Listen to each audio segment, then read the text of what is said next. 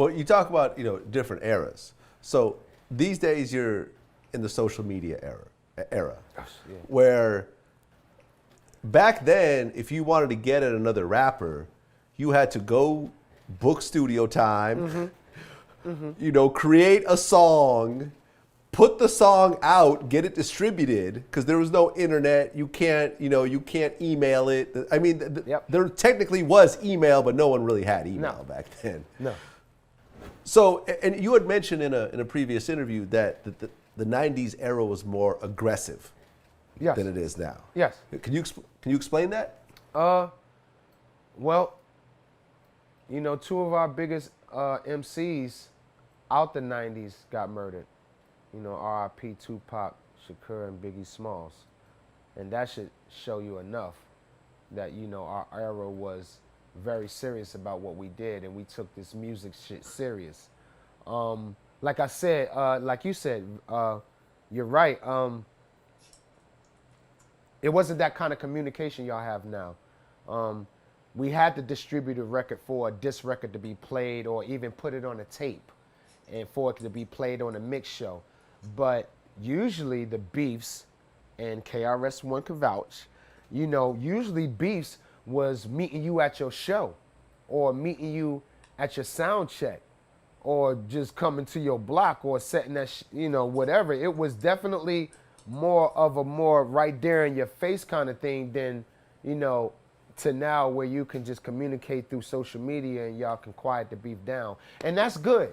That's good that y'all have a social media platform where y'all can squash the beef, where y'all don't have to meet each other at y'all show and the sound check and fuck the show up for everybody. That's fucking good. But back then we didn't have that communication. And, we was look, that goddamn MC Hammer, very serious about beef. Y'all motherfuckers laugh and y'all joke about Hammer. No. That nigga was deep with niggas. And he used to, anybody who talked shit come to the Bay Area, they was in for it. Cause we seen it. I seen it. And he was very serious about beef. Oh, you gonna talk about my dancing pants? I see you. And he will whoop a nigga out. Our era was aggressive in that way, is that in a way of we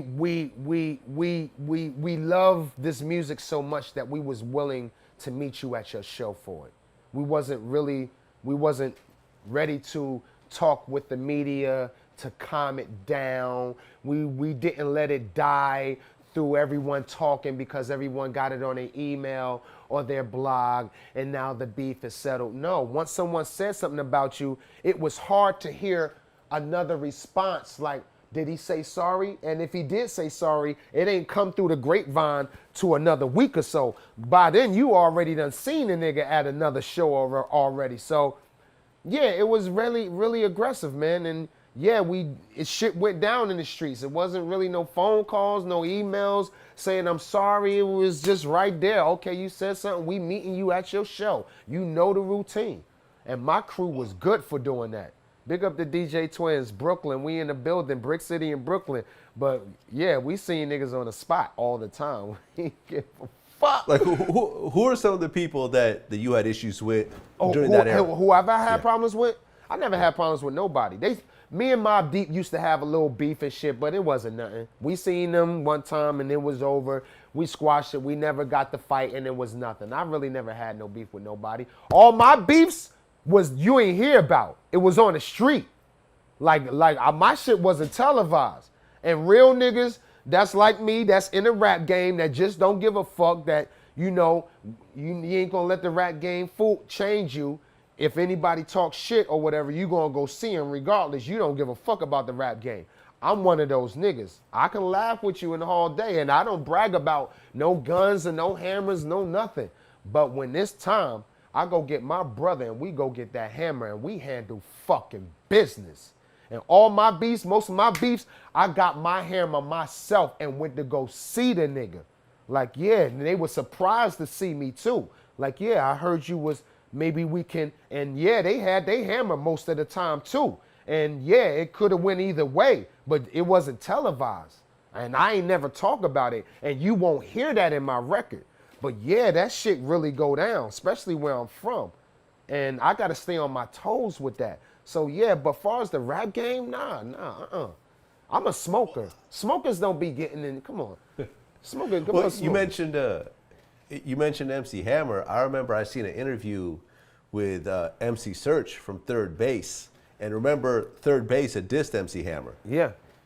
And he told this whole long story about how MC Hammer put a hit out on these dudes. Yes, they with did. Like the Crips in L.A. Yes. To the point. I believe it. Yes. Yeah.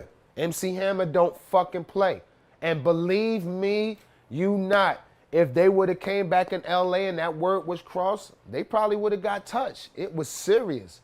Hammer, yo, y'all got to do the knowledge on Hammer, man. Yo, even when I said about Hammer, yo, I said, listen to my first album. When I did the skit, and I was like, you know what? That goddamn MC Hammer, fuck him, fuck his mama, and the whole nine. That nigga came up to me on MTV Cribs on the last episode they had where everybody out on, not MTV Cribs, sorry about that, I'm zoned. On the last Dr. Dre and Ed Lover on MTV. When they had the last episode. Yo MTV Raps. Yeah, Yo MTV Raps. When the last episode they shot, when they had everybody rapping on it, MC Hammer was there. That nigga approached me. He was like, Red, I'm going to tell you something. You young, but I don't allow nobody talking about my mama. You understand me? I said, yes, sir. Because, yo, we was already in Oakland with EPMD, and we damn near had to bounce up out of there for that. Because they had niggas back here, back here, back here. We had to get the fuck out of here. They wasn't playing. We was almost boxed in. And I'm at a young age, too. I'm like, yo, this nigga is not playing. And he seen me at MTV Cribs. He shook my hand. He was like, you're a youngin'. I like what you do. But you just know I don't play nobody talking about my mama. And I was like, you right, man. Now, I was the cool. I wasn't no pussy, you know what I'm saying? I was like, all right, my nigga, you know what I mean? But I was like, yes, sir, MC Hammer. In other words, I got the message. I heard about you, and I seen your work and what the 357 and all them motherfuckers could do. I seen that shit. I'm good, my brother, because I got to come to the West Coast and get money. I like it out there. I like the Bay Area. So, yeah, fuck that. You right. I won't talk about your mama, but... Wait, you say the 357? You talking about Oaktown 357? Yeah, the Oaktown girls, all of them. The three, all of the three them. girls? All of them was out there. The girls, the women, everyone.